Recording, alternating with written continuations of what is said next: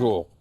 Notre émission d'aujourd'hui est consacrée à une personnalité hors du commun, mais qui a été malheureusement oubliée pendant une trop longue période, jusqu'à ce que le regretté Charles Robert Ageron, dans sa monumentale thèse sur les musulmans algériens et la France, soutenue en 1968, lui consacre des passages déjà très suggestifs et qui se terminaient par le souhait de voir d'autres chercheurs prendre le relais pour classer l'œuvre monumentale d'Ismaïl Urbain, qui avait été d'abord saint-simonien, donc parti vers l'Orient. À l'époque, on ne parlait même pas d'islam. Et pendant son séjour égyptien, il décide de se faire musulman. Et moi, là, dans mes études sur l'islam en France, au moment où on se posait la question « Peut-on être musulman et français ?», je me suis appuyé sur sa lettre qui date de 1835 et que M. Philippe Régnier, que je vois pour la première fois, mais qu'il a bien voulu m'envoyer il y a peut-être un quart de siècle, ce bon français a écrit au consul de France en Égypte pour lui l'informer qu'il a décidé de devenir musulman, mais qui restait néanmoins régi par les lois de Sa Majesté Louis-Philippe à l'époque. Donc en quelques lignes, il a réglé les problèmes qui sont à l'origine des angoisses d'aujourd'hui. Et en bon lecteur d'Ageron, j'ai essayé, moi, de répondre à l'appel d'Ageron, mais je me suis arrêté après avoir découvert 3 articles dans la Revue de l'Islam, signés par Ismaïl Urbain de son vrai nom, l'un sur la tolérance de l'islamisme, que j'ai fait publier par une association il y a à peu près plus de 20 ans. Et j'ai trouvé que le thème de la tolérance était récurrent sur tout ce qui écrivait sur l'islam à l'époque. Voulait démontrer que le Coran n'incite pas à l'intolérance. Et donc j'ai fait publier ce texte sous le titre de tolérance de l'islam, parce que les islamopolitistes ont décidé d'utiliser le mot islamisme pour désigner un seul courant, les courants radicaux, alors que pendant des siècles, il servait à désigner tout l'islam. L'autre texte, c'est le statut des femmes dans le Coran, et c'est là où la lecture de ce texte m'a conforté dans mon admiration pour Ismaïl Urbain, c'est qu'il cite abondamment les versets du Coran, alors qu'il n'avait qu'une traduction, celle de Kazimierski ou de Savary, et il ne disposait pas de l'index qui nous facilite aujourd'hui la lecture d'une traduction du Coran. Donc ça montre qu'il était très familier de la lecture de ce texte inaugural de l'islam. L'autre texte, c'est les Kabyles du Djurdjura, où il essayait de démentir avec une méthodologie très scientifique et historique le fondement plus ou moins savant de ce que Ageron a appelé la politique berbère de la France, qui était au centre de la politique coloniale. Et Philippe Régnier, qui était à la tête de l'association des Amis d'Ismaïl Urbain, basée à la bibliothèque de l'Arsenal, était pratiquement le seul, après avoir soutenu une thèse sur les Saint-Simoniens, à vouloir intéresser le monde de la recherche à cette personnalité hors du commun. Et donc, plus récemment, nous avons monsieur Michel Levallois, qui est le plus ancien de mes invités, qui a eu une carrière, donc il a mené de l'école d'outre-mer. De la France d'outre-mer. Et il a passé son service militaire en Algérie en 1958, à une période difficile où il a fait partie des informateurs de Michel Rocard, jeune inspecteur des finances, qui a déploré le scandale des centres d'hébergement. Des regroupements de populations. Des regroupements où on entassait les populations chassées des zones dites interdites. Et puis M. Levallois était préfet, notamment c'est Michel Rocard, Premier ministre, qui l'a désigné préfet en Nouvelle-Calédonie au moment de la crise qui a failli être c'est après ça. Une nouvelle crise coloniale. Et puis il a fini président de l'Orstom. Et on lui doit 2 gros volumes, sur Ismaël Urbain, le premier chez Maisonneuve-la-Rose, qui a confirmé que Ismaël Urbain est un objet de recherche aussi respectable que les autres. Et puis il a fait suivre par un autre livre sur Ismaël Urbain, mais élargissant à tous les thèmes abordés par ce précurseur. Oui. Et tout récemment, et là ça consacre, si vous voulez, Ismaël Urbain, il fait son entrée dans le monde de la recherche, puisque un ouvrage collectif où ont participé une douzaine ou une dizaine de jeunes chercheurs, sous la houlette de nos invités, Michel Levallois et Philippe Régnier, et qui ont abordé des thèmes qui ne sont pas seulement des thèmes d'histoire archéologique, mais qui sont très en rapport avec nos préoccupations d'aujourd'hui. Le thème de l'enseignement de l'islam, du consistoire musulman, d'une communauté franco-musulmane. Et donc, sans plus tarder, je vais donner la parole à nos invités pour que nous discutions, nous faisions connaître trois aspects. Donc la vie d'Ismaël Urbain et puis son œuvre qui se répartit en deux parties. D'abord son action, puisqu'il a été écouté par Ismaël Urbain, dont il était le conseiller pour la politique dite du royaume arabe. Et après la chute du Second Empire, il a continué un rôle de Cassandre, où il a étudié les problèmes les plus épineux avec la plus grande rigueur historique, en utilisant plusieurs pseudonymes. Et le grand mérite de Michel Levallois, c'est d'avoir fait ce que Robert Ageron n'a pas réussi à faire, c'est d'identifier les pseudonymes, les divers pseudonymes utilisés par Ismaël Urbain à l'époque. Donc sans plus tarder, je vous donne la parole pour nous résumer l'itinéraire d'Ismaël Urbain, donc sa naissance, sa famille et puis son premier séjour en Orient. Merci beaucoup. Je suis content de parler d'Ismaël Urbain et de parler d'Ismaël Urbain à un public de sensibilité algérienne et musulmane. Ismaël Urbain est né en Guyane. Et il était... Les lunettes, là, si vous pouvez les retirer. Et il avait une grand-mère qui était africaine d'origine, qui était esclave, et donc dans son enfance a été marquée par ce sentiment de double illégitimité. Il était enfant naturel, son père n'avait pas pu le reconnaître, le ménage qu'il formait n'avait pas pu être légalisé, et puis par le fait qu'il avait des ascendances africaines et je dirais liées à l'esclavage. Donc il a eu ce complexe, mais comme c'était un garçon très brillant, son père l'a quand même emmené faire ses études à Marseille, et là, il a profité il a fait des études secondaires qu'il a très, très bien réussi, et il a eu la chance de rencontrer les Saint-Simoniens. Alors il démarrait, si vous voulez, avec ce handicap d'un petit créole de Guyane, complexé, et il a eu la chance, avec les Saint-Simoniens, de trouver un milieu qu'il a accueilli, accepté. Pour lui, c'était une deuxième famille, et c'est avec eux qu'il est parti en Égypte. Et en Égypte, il a été très touché par l'islam, qu'il a trouvé une religion beaucoup plus à la fois religieuse et pas liée à tout ce qu'il avait connu comme à Cayenne, si vous voulez, l'Église catholique qui était quand même liée à tout ce système colonial.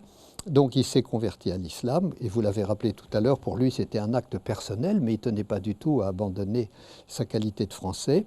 Il est revenu en Europe, et là, il cherchait du travail, et finalement, c'était les débuts de l'Algérie, c'était l'année 1936, et il a été récupéré, si je puis dire, comme interprète d'arabe. Et il a vécu les 10 premières années de la conquête, enfin de 1937 à 1948, comme interprète militaire. Il était très lié aux Saint-Simoniens qu'il avait appuyés, mais il a découvert les horreurs de la guerre, et je pense que dès ce moment-là, il a écrit des lignes très dures sur cette conquête militaire, qu'il trouvait illégitime. Pourquoi est-ce qu'un peuple en a servi un autre? Alors ça, c'est la première partie qui a fait l'objet de ce premier ouvrage, si vous voulez, jusqu'en 1948, en quelque sorte. Et puis alors, la deuxième partie qui est très importante, c'est l'ouvrage rouge que vous avez là, qui, elle, s'est passée en partie à Paris et en partie à Alger, mais au temps du Second Empire. Et là, Urbain, qui connaissait l'Algérie, a essayé de mettre en place une politique qui devait finalement transformer complètement le système colonial algérien en un système de civilisation et de civilisation franco-arabe. Alors ça s'appuyait et il a déjà pris, les premières mesures qu'il a prises, c'est dans le domaine de l'instruction, où il a réellement mis en place un système d'enseignement arabe-français, depuis le primaire, le secondaire. C'est lui qui a créé les médersas dès 1851, les 3 grandes médersas, enfin, qui sont devenues Constantine, Alger et Tlemcen. Il s'est occupé de réformer la justice musulmane et il s'est occupé du problème des terres aussi, qui était quelque chose de considérable. Alors j'ai une question, est-ce qu'il s'est mis à l'arabe dès son premier séjour égyptien? Oui, absolument. Oui. Il s'est mis à l'arabe parce qu'il a été professeur de français. Et pour être professeur de français avec des arabes, il a fallu qu'il apprenne l'arabe. Et quand il est revenu en France, il a suivi des cours d'arabe. Donc quand il est arrivé en Algérie, il connaissait, je pense, l'arabe littéral. Il s'est mis à l'arabe algérien, enfin, bien sûr, et il avait visiblement de grandes facilités. Il s'était passionné aussi pour le Coran, qu'il rêvait de retraduire, car il trouvait que la traduction de Savary ne lui convenait pas, n'était pas du tout religieuse. Voilà, alors je reviens sur sa deuxième partie, si vous voulez, c'est le Second Empire. Et on a dit souvent qu'il avait été un artisan du royaume arabe. Non, il a été l'artisan des mesures pro-arabes que l'empereur Napoléon III a acceptées. Le grand Senatus Consuls sur le foncier, c'est lui. Les textes sur la réforme de la justice, c'est lui aussi. Il y a également le texte sur les naturalisations, le fameux Senatus Consuls du 14 juillet 65. Il aurait voulu, lui, qu'on n'oblige pas les Algériens qui choisissaient la nationalité française à abandonner leur statut civil, leur statut personnel. Et il n'a pas été suivi. Il n'a pas été suivi sur tous les points. Absolument. Oui. Enfin, ça, ce sont ces... Et puis, encore une fois, l'œuvre la plus importante, celle qui a laissé le plus de traces, je pense, c'est celle de l'enseignement. Et enfin, il s'est beaucoup occupé aussi de commencer à mettre en place un système de démocratie à partir des djemmas. Et il a créé les premières communes mixtes, communes subdivisionnaires. Dans son esprit, c'était la préparation à la citoyenneté pleine et entière. Et en 1870, il a même signé un rapport dans lequel il parlait de collège unique pour l'élection. Oui, ce qui était quand même quelque chose d'extraordinaire. Il aura fallu attendre le général de Gaulle. Voilà. Oui. Et comme Napoléon III n'avait pas pu l'accepter, il a dit d'accord, mais au moins votre rapport, on va le publier dans le Peuple, je crois. C'était une... Bon, et alors, voilà la deuxième partie dans laquelle, à mon avis, il a vraiment marqué les institutions de l'Algérie. Il y a des choses qui sont restées, enfin, tout son travail sur le foncier. Et enfin, la dernière partie de sa vie, il a été obligé de quitter l'Algérie car il était menacé de mort par les colonistes de la commune d'Alger en 70. Et il s'est installé à Marseille et il a suivi jusqu'à sa mort en janvier 84 les affaires algériennes en écrivant anonymement dans les débats pour dénoncer, je dirais, la dérive de la Troisième République qui a complètement abandonné... Là, la dernière étape, c'est le Cassandre. C'est le Cassandre. Qui met en garde, voilà, il n'était plus écouté. Alors, absolument. Mais entre-temps, il y avait eu la détention de celui par lequel le malheur est arrivé en Algérie, c'est l'émir Abdelkader. Et Ismaël Urbain était l'un des interlocuteurs et visiteurs, notamment à Amboise.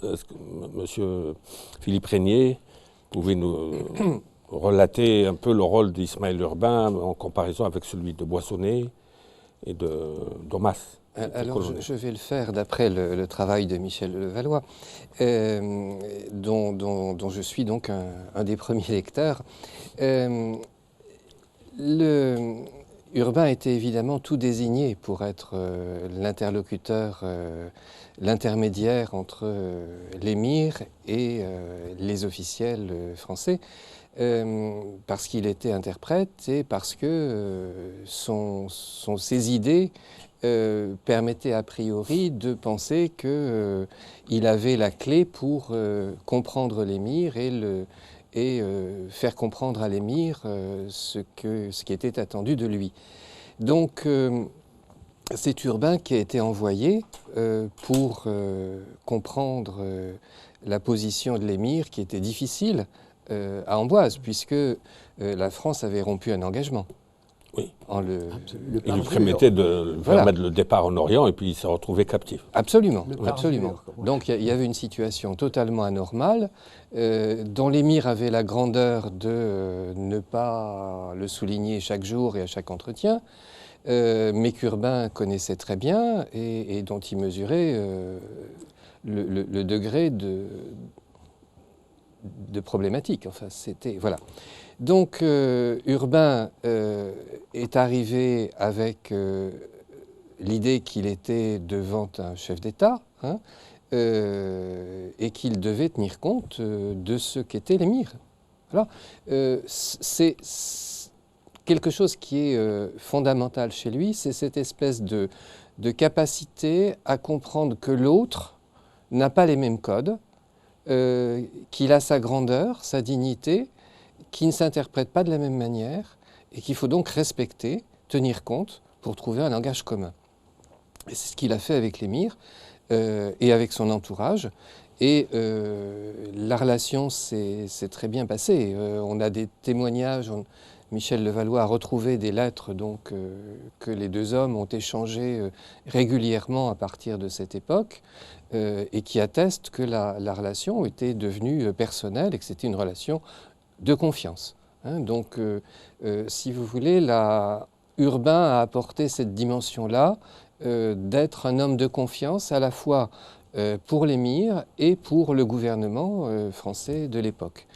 L'émir devait savoir que Ismaël Urbain avait fait partie de l'expédition là, qui est au moment de la prise de l'Asmala, mais il était comme interprète sans armes, parce qu'il figure sur un des tableaux là d'Horace Vernet, oui. Oui, où il est le seul à ne pas avoir d'armes. Il était là pour traduire, donc ça le prédisposait à être un interlocuteur privilégié de l'émir. Tout à fait. Oui.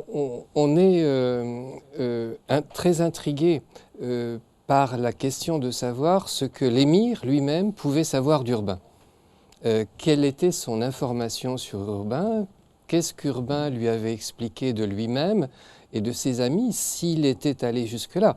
Parce que, effectivement, lorsque les Saint-Simoniens étaient arrivés en Égypte, il n'y avait pas eu de rencontre avec le souverain de l'Égypte, Mohammed Ali. Alors que là, il y a une rencontre, il y a eu des échanges personnels, mais on ne sait pas, notamment de la part de l'émir, quelle était son information. Donc c'est quelque chose qu'il faut essayer d'imaginer.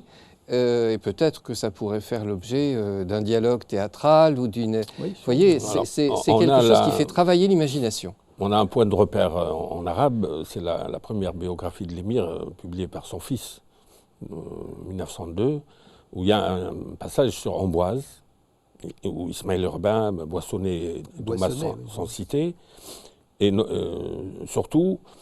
le séjour du Qazi Chadli, j'ai vu que M. Levallois a mentionné le nom, et j'ai vu que c'était sur recommandation d'Ismaël Urbain que le Qazi Chadli, qui était un personnage considérable à Constantine, donc le pur produit de l'enseignement précolonial, et Ismaël Urbain a recommandé de le faire venir à Amboise. Il est reparti au bout de 4-5 mois. Et l'émir, par humilité, non affecté, il a dit, moi, avec le Qazi Chadli, j'apprends. Il a cité un hadith du prophète qui dit, les gens se divisent en deux parties, ceux qui enseignent et ceux qui apprennent. Et moi, je fais partie de ceux qui apprennent. Or, j'ai vu que, comme Ismaël Urbain avait été à Constantine, oui, il connaissait la grande importance du Qazi Chadli, auquel le regretté historien algérien Saadallah a consacré un gros bouquin. C'était un personnage hors du commun. Et aussi bien Boissonnet qu'Urbain avaient comme arrière-pensée d'inciter l'émir à écrire par émulation, en le mettant en contact avec... donc ça a adouci un peu son séjour à Amboise, qui était moins inconfortable qu'à Pau, mais il était néanmoins captif jusqu'à l'arrivée de Napoléon III. Et donc, Ismaël Urbain continue, et à l'époque il était écouté, parce que tous les ministres de la Deuxième République, il les a connus comme généraux en Algérie, Trézel, Lamoricière, Cavaignac. Et donc c'est l'un des moments où il a pu être écouté. On a toutes sortes de lettres, là, de notes remises au ministère de la Guerre. Toute l'Algérie, y compris les écoles coraniques, dépendaient des ministères de la Guerre. Tout à fait. Oui. Et donc c'est pas le moindre des aspects de son action. L'autre aspect que Mageron a commencé à étudier, c'est la proposition de création d'un consistoire musulman, mais qui malheureusement n'avait pas abouti. Et selon Ageron, j'ai vu que vous avez repris ce dossier, vous en savez plus qu'Ageron et nous tous, dans des documents où on devine le style d'Urbain. Urbain accusait la Vigerie, l'Église catholique et les Pères Blancs d'avoir cherché à saboter la création d'une instance musulmane qui, dans la laïcité française, est à la recherche et perdue jusqu'à maintenant. Alors, qu'est-ce que les documents nous font découvrir que nous ne savions pas? Sur cette question-là, j'ai peu d'informations. J'ai surtout suivi ce qui avait trait au consistoire musulman juridique, sur l'aspect juridique, mais pas sous l'aspect religieux. J'ai pas souvenir de... Non, là vous avez insisté sur l'enseignement de l'arabe, les écoles oui, bilingues. Absolument. Oui. Alors, les écoles arabes françaises, c'est une expérience hors du commun. Ah, tout à fait. Malheureusement, la Troisième République, au nom de l'assimilationnisme, a failli faire disparaître, mais a maintenu quand même, grâce à un certain nombre de gens. Regardez en quelle année, en 93, je crois, ça a failli disparaître, et les médersa ont été sauvés quand même. Enfin. Elles ont été sauvées par Émile Combes en 1894. Exactement. Donc, le futur président du Conseil qui a dépouillé l'Église catholique en tant qu'ancien prêtre. Mais il a présidé une commission sénatoriale. Absolument. Où il a interrogé tout le monde, il a dit qu'il faut les maintenir. Oui. Donc ça, c'est assez fascinant. J'ai été, moi, personnellement très fasciné par tout ce travail qui a été fait pour l'enseignement arabe-français, ça s'appelait comme ça. Le collège, la création des collèges arabes-français aussi, enfin, oui. Avec de très belles constructions. Et les médersa avaient des constructions magnifiques. Enfin, le style...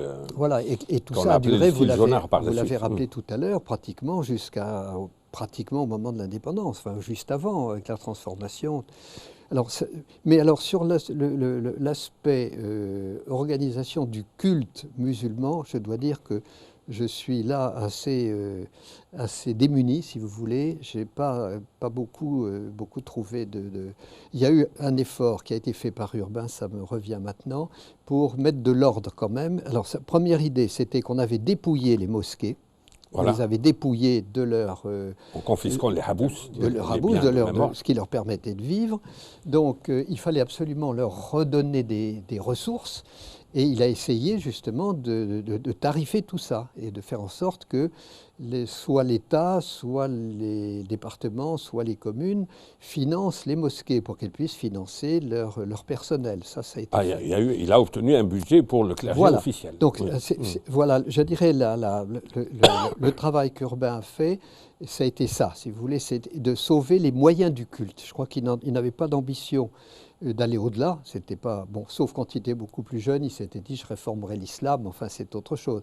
Mais en termes de responsabilité, il voyait bien la différence, la séparation de la religion et des institutions.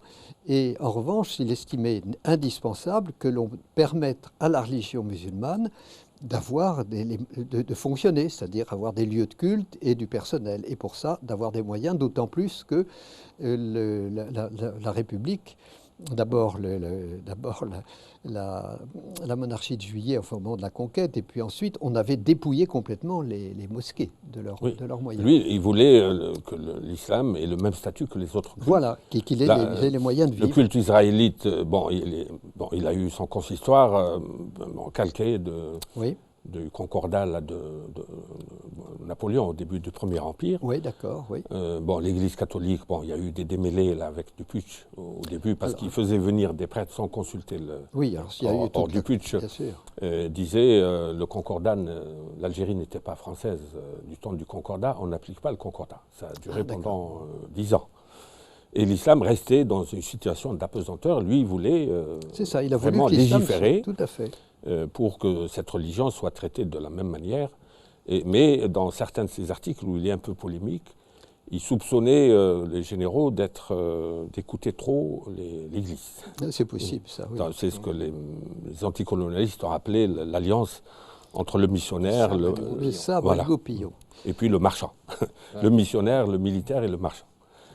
Mais voilà, donc là, on a épuisé à peu près son activité d'homme d'action, qui a réussi à se faire écouter. Mais après la chute du Second Empire, il continuera d'écrire abondamment sous divers pseudonymes, mais malheureusement, il n'a pas été écouté. Et ses recommandations restent d'actualité pour les problèmes de l'islam aujourd'hui, aussi bien en France qu'ailleurs. Vous disiez, les pseudonymes, c'est avant 1870. Après 1870, il n'écrit plus sous pseudonyme, il écrit pratiquement anonymement. Très bien. D'accord. Là, on fait une pause et on reprendra l'activité épistolaire et éditoriale d'Ismaël Urbain dans les années 1870 et 1880. Alors, nous reprenons notre évocation de la vie et de l'action d'Ismaël Urbain. Nous avons résumé, mais à grands traits, ses activités là, quand il était écouté par le Second Empire. Mais nous avons dit dès le début qu'il avait commencé par adhérer au saint-simonisme. Et bon, ça reste une formule très vague que Philippe Régnier peut nous expliquer davantage, puisque c'est l'objet de sa première recherche.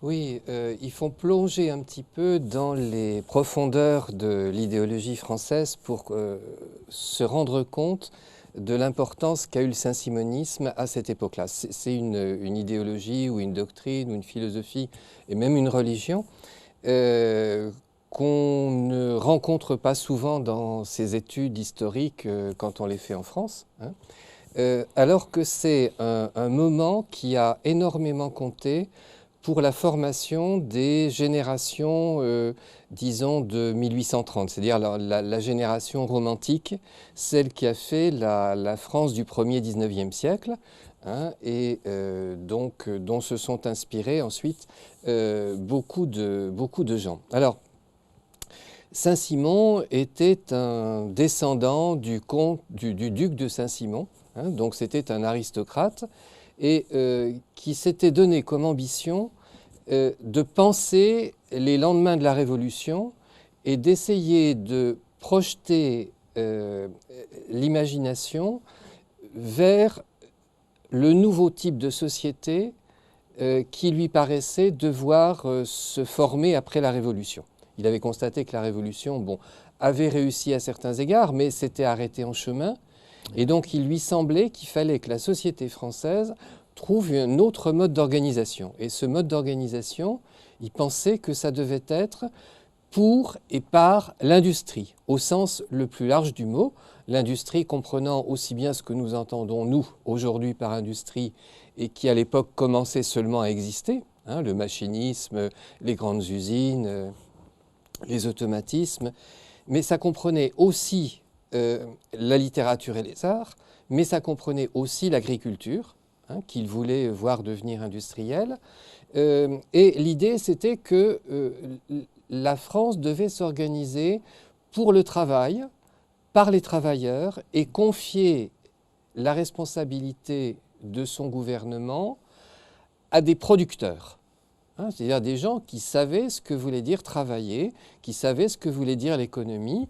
Donc c'était une vision très moderne de la France. Hein, dans une époque où la France n'arrêtait pas de passer de la Révolution à la contre-révolution, de l'exécution du roi à la restauration d'un autre roi, de la chute de Napoléon au retour de Napoléon. Hein, la France était complètement déboussolée. Et les Saint-Simoniens, donc, à la suite de Saint-Simon, proposaient comme boussole de prendre le développement de la production et autour du développement de la production, la constitution de ce que Saint-Simon appelait une morale terrestre, c'est-à-dire une nouvelle morale faite pour régler les relations des hommes et des femmes dans la nouvelle société. Hein.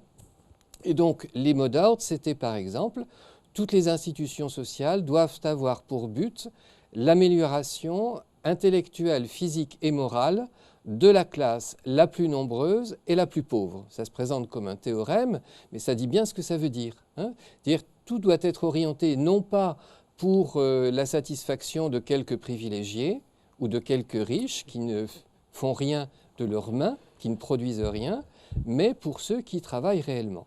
Et avec cette idée-là, allait donc l'idée de la construction d'un nouveau corps d'idées pour tout le monde, d'une nouvelle philosophie et au-delà même d'une nouvelle religion dont il ne savait pas trop quelle forme elle prendrait. Hein. Donc ça vous explique que le jeune urbain, lorsqu'il rencontre les Saint-Simoniens, a l'impression de trouver la solution à tous ses problèmes. Il rencontre une troupe de grands frères ou de papas qui viennent se substituer à l'autorité paternelle et à la famille qu'il n'a pas eue. Il rencontre des médecins, des ingénieurs, des polytechniciens qui sont des gens très savants et qui l'instruisent, lui apprennent le monde, et qui le protègent. Hein. Et en même temps, il rencontre par exemple un ami quelqu'un qui va devenir l'ami de toute sa vie, Gustave d'Echtal, fils de banquier juif bavarois, qui a des problèmes d'intégration dans la société française de l'époque, analogues à ceux qu'il a, lui, en tant que métis. Et donc, à travers cette amitié avec Gustave d'Echtal, Urbain va éprouver tous les problèmes de celui qui n'est pas comme les autres dans la société bien catholique restaurée de l'époque. Et ils vont penser tous les deux leur altérité. Et ça n'est pas un hasard si les Saint-Simoniens vont faire l'objet, à la fin de la monarchie de Juillet et pas longtemps avant le début du Second Empire, d'une espèce de rejet social lorsqu'ils auront réussi dans les affaires. Il faut que je vous dise cela pour que vous voyez le contexte. Les Saint-Simoniens sont les premiers constructeurs du premier chemin de fer en France, le Paris-Saint-Germain-en-Laye. Et ils font fortune autour de cette affaire-là. Et ils deviennent les promoteurs des chemins de fer. Ils deviennent, pour certains, très riches. Et ils font prendre le train à l'émir Abdelkader dans la région d'Amboise. Voilà. Et oui. Voilà, et l'émir a appelé ça la machine du diable, oui. parce qu'il ne savait pas comment la mettre. Voilà. Mais quand il a vu les bienfaits, il a dit « Je recommande à tous les souverains arabes d'introduire cette machine du diable pour soulager leur peuple ». Donc il a adhéré à l'idéologie du progrès, Et ben voilà. Voilà, tout en étant un bon mystique. Tout à fait. Il faut se rendre compte que de la nouveauté extraordinaire que représentait le chemin de fer, y compris pour les Français de l'époque, le premier voyage de la reine Amélie, l'épouse de Louis-Philippe, sur ce chemin de fer a été tout un événement. Et donc, étant donné que les banquiers de ce chemin de fer s'appelaient Echtal d'une part et Pereire d'autre part, avec des ingénieurs qui avaient des noms moins exotiques, l'idée s'est répandue dans l'opinion que les Pereire égale les Rothschild et qu'on assistait avec le pouvoir de l'industrie à une formidable promotion d'un pouvoir juif. Hein. Et il y a donc eu une invraisemblable campagne de l'extrême droite de l'époque contre les Juifs rois de l'époque. Je vous cite le titre d'un livre. Hein. Donc, à un certain moment, la société française a perçu sa transformation industrielle, le pouvoir croissant des banques, comme quelque chose qui lui était totalement extérieur. Et les Saint-Simoniens l'avaient si bien compris que, pour eux, la révolution qu'il devait faire passait aussi par un changement de mentalité et l'abandon de ce spiritualisme qui condamnait la chair et la matière, qui était celui des catholiques. Hein. Il fallait donc faire une ouverture aux valeurs orientales. Et pour eux, les valeurs orientales, c'était le soleil, bien entendu, hein, qu'ils assimilaient au soleil de la Révolution de Juillet. C'était aussi toute cette poésie que Byron et Victor Hugo avaient importée sur l'Orient, les peintres de la Croix, etc. Mais c'était aussi, alors ils avaient une représentation de l'Orient comme étant matérialiste. L'Orient, c'était les plaisirs sensuels, mais aussi un rapport physique tout à fait différent à la matière. Et donc, ce qu'il proposait, c'était de faire une synthèse entre les valeurs occidentales, plutôt médiévales, plutôt catholiques, plutôt austères, et puis les valeurs plutôt sensuelles et matérielles de l'Orient. Et donc, l'islam, pour eux, le rapprochement avec l'islam était tout à fait essentiel. On voit sur certains bijoux qu'ils ont fabriqués à l'époque où ils sont allés en Orient, le symbole tout à fait parlant de l'alliance d'une croix et du croissant. Hein? Donc c'était pour eux l'objectif d'un rapprochement à égalité. Là, pour revenir encore à l'émir Abdelkader, on a une des premières tombes là, des femmes décédées à Amboise, oui. Enterrées au cimetière chrétien. Alors on a mis une croix et l'émir Abdelkader a mis au-dessus un croissant. Ah oui, d'accord. Dans le cimetière chrétien. Oui, parce que c'était une des bonnes sœurs d'origine algéroise, oui, convertie au début de la conquête, que Boissonnet a pensé à envoyer là-bas parce que les femmes de l'entourage de l'émir Abdelkader ne se laissaient pas ausculter par les médecins non musulmans. Bien sûr. Et hommes. Oui. Et donc cette Khaira Riyahi, qui s'appelait Charlotte, elle avait de longues conversations avec l'émir, et le fait qu'on l'ait autorisé à placer un croissant au-dessus de la croix laisse supposer qu'il l'avait ramenée à l'islam. Parce qu'elle était de famille algéroise, convertie et exfiltrée à Marseille. C'est une très belle histoire que vous m'apprenez là, et c'est la deuxième que vous m'apprenez en très peu de temps, mais c'est très indicateur de ce que l'évocation du saint-simonisme ouvre comme possibilité de rapprochement culturel. Hein. Et donc, Urbain était tout préparé lorsqu'il est arrivé en Égypte à rencontrer l'islam. Hein. Voilà, donc c'est le début de cette histoire d'un futur conseiller du roi puis de l'empereur à propos de l'Algérie, commence là, hein, dans une idéologie de jeunesse qui ensuite, si vous voulez, a inspiré la transformation de la France du XIXe siècle. Mais l'a inspiré de manière clandestine, vous voyez, parce qu'il n'était plus possible de s'avouer comme saint-simonien, c'était prendre sur son dos trop de résistance qui portait sur des points totalement névralgiques. L'argent, les femmes, parce que les saint-simoniens étaient féministes, la morale, parce qu'ils pensaient que le divorce n'était pas quelque chose d'impossible dans la société. Vous voyez, tout problème qu'on retrouve aujourd'hui, hein, et qui font partie de l'amalgame avec lequel il faut nous débrouiller.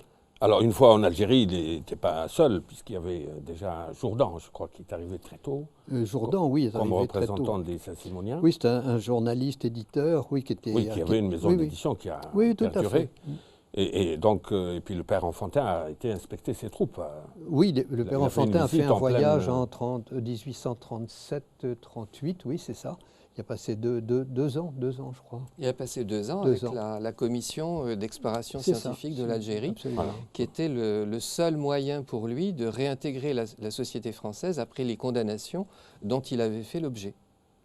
Condamnation. Alors Urbain était mêlé à ces jours. Le père Enfantin a voulu récupérer Urbain dans la commission scientifique, mais en fait Urbain qui était... n'a pas voulu non plus se laisser complètement embarquer, mais enfin, ils ont été en rapport en permanence, bien sûr. Oui. Et alors, la réalisation, de tout ce qui paraissait être de l'utopie, c'est le canal de Suez, Tout à fait. Alors, qui est une idée saint-simonienne, oui, bien sûr. alors, où on retrouve l'émir Abdelkader aussi. absolument. Tout à fait. Ce qui est assez extraordinaire, c'est que ces jeunes gens qui avaient le même âge que Victor Hugo au moment de la bataille d'Hernani en 1830, hein, Ouais, ben oui. qui passaient pour des utopistes absolument coupés du monde, eh bien, sous le Second Empire, ils ont le contrôle d'une grande partie de l'économie à travers une série de banques, hein, le crédit immobilier, mais aussi le crédit intellectuel et commercial, mais aussi la Société Générale, hein, donc des banques qui ont duré et qui durent encore pour certaines, à travers de grandes compagnies ferroviaires, notamment l'APLM, hein, mais aussi la Compagnie du Nord. Et effectivement, ils vont réussir à faire réaliser, parce que là, lesseps leur souffle au dernier moment, leur plan, hein, pour réaliser le canal de Suez. Hein. Le canal de Suez qui, pour eux, devait être une espèce de trait d'union tracé sur la carte pour réunir les deux grandes parties du globe, l'Orient et l'Occident. Hein, donc, le canal de Suez, pour eux, n'est pas seulement un lieu de passage pour raccourcir et gagner de l'argent, c'est d'abord et avant tout le symbole, hein, d'une réunion de l'humanité et d'une circulation qui se fait entre les deux pôles de l'humanité. Donc il y a une interprétation qui, je pense, devait aussi séduire Abdelkader et qui avait en tout cas séduit l'homme de lettres et le philosophe bien connu, Rifa al-Tartawi, qui a écrit un poème en l'honneur du canal de Suez. Qui a fait partie de la première mission d'étudiants égyptiens envoyée en 1826 par Mohamed Ali, et qui a pondu 1200 pages à son retour, parce que Mohamed Ali les enfermait dans une caserne. Il leur a dit « Vous ne sortirez pas d'ici avant de m'avoir consigné ce que vous avez appris chez ces Ifranji », Chez les Français. Oui. Voilà. Et donc, non, l'idée de Saint-Simonienne, elle était fondée sur de véritables interrogations et de l'intuition que ces artisans de l'industrialisation et de la société moderne avaient le sentiment qu'il fallait trouver une idéologie de substitution à celle de l'Église. C'est ça, exactement. Tout à fait. Voilà. Alors l'islam les intéresse parce que c'est une religion sans clergé, Et au sens sacramentel. Absolument. Parce qu'ils en constatent l'influence populaire énorme. Ils sont très surpris lorsqu'ils arrivent en Égypte Ah oui. de voir à quel point le peuple égyptien est demeuré religieux, alors que le peuple français, au même moment, Il y avait une déchristianisation en cours. déjà une description. La révolution de Juillet en France, elle est anticléricale. Oui. Et donc, Et un peu, comme voilà. on dit, gallicanisme. Oui, Le gallicanisme. tout à fait.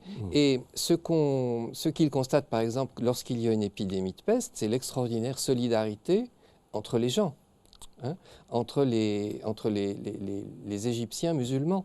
Et donc, comme ils ont comme idée directrice l'idée qu'il faut dépasser l'individu, dépasser l'individualisme, et donc aller vers ce que quelques-uns déjà à l'époque appellent le socialisme, dans un sens particulier, hein, eh bien, l'islam leur paraît tout à fait intéressant, hein, parce qu'ils voient que la société égyptienne conserve des valeurs collectives très fortes. Et ça, c'est très important. C'est ce que Bonaparte avait déjà constaté. Oui, absolument. Voilà, à l'époque du libéralisme individualiste qui bat son plein en France. Oui, oui. Non, ils étaient conscients que les progrès astronomiques sur le plan technique et industriel n'étaient pas satisfaisants, puisque c'était au prix d'un vide spirituel, Voilà. qui ne pouvait être comblé que par des emprunts à une civilisation voisine, qui est devenue affaiblie, mais qui n'avait pas renoncé. Et alors, là où on voit ce qui est très intéressant dans les passages là, des notes sur le Coran et sur l'islam d'Ismaël Urbain, c'est qu'il a lu le Coran avec les yeux d'un Saint-Simonien. Par exemple, ici, il essaie de convaincre, parce que les militaires, ils ont buté sur le djihad, et ils avaient une idée très simple. Il disait il faut supprimer le Coran pour que tout aille Oui. mieux. Et La guerre sainte, enfin, c'est ça. Tocqueville avait déjà répondu à ça en 1847. Alors, est-ce que Tocqueville s'est renseigné auprès d'Ismaël Urbain? Oui. Alors Tocqueville dit, tous nos généraux disent qu'il faut combattre le Coran pour que le fanatisme et les passions disparaissent. Il a dit que ce serait commettre une très grave erreur que de le faire, parce que si on prive une religion de ses interprètes réguliers, on en livrera la discipline, je cite le texte, à des furieux et à des imposteurs. C'est ce qui est arrivé. Oui, bien. Et c'est la raison pour laquelle l'idée de Médersa a été admise très facilement pour former des interprètes réguliers de cette religion, c'est-à-dire les magistrats, les mouderès qui enseignaient la religion et les interprètes. Or, lui, en parlant du Coran, il continuait, c'était un pédagogue qui ne désespérait pas de convaincre ces généraux. Il dit « Le Coran prendra à leurs yeux, c'est les musulmans, une signification nouvelle lorsqu'il sera lu avec un esprit nouveau. Nous avons à mettre en lumière toute une face de la vie apostolique de Mohammed que les musulmans méconnaissaient, l'esprit de conciliation. La guerre, quoi qu'on en dise, n'est pas le seul et le dernier mot du Coran. » Oui, et là, il connaissait bien la vie du prophète. Il dit le prophète a pardonné au moment de la reconquête pacifique de la Mecque. Il a décrété l'amnistie générale alors qu'on s'attendait à un carnage. Et chez lui, on trouve ce qu'on appelle l'ijtihad. L'ijtihad, c'est-à-dire relire la tradition musulmane pour y puiser des thèmes pouvant faciliter l'aggiornamento de cette religion et son adaptation aujourd'hui. Et son érudition, l'importance qu'il accordait au Coran, il savait que c'est une société qui reposait sur le Coran, fait de lui un modèle à suivre pour les musulmans de France aujourd'hui, qui consomment de s'adapter, d'accepter la laïcité, qu'on diabolise. Mais c'est devenu l'apanage des journalistes bons à tout faire.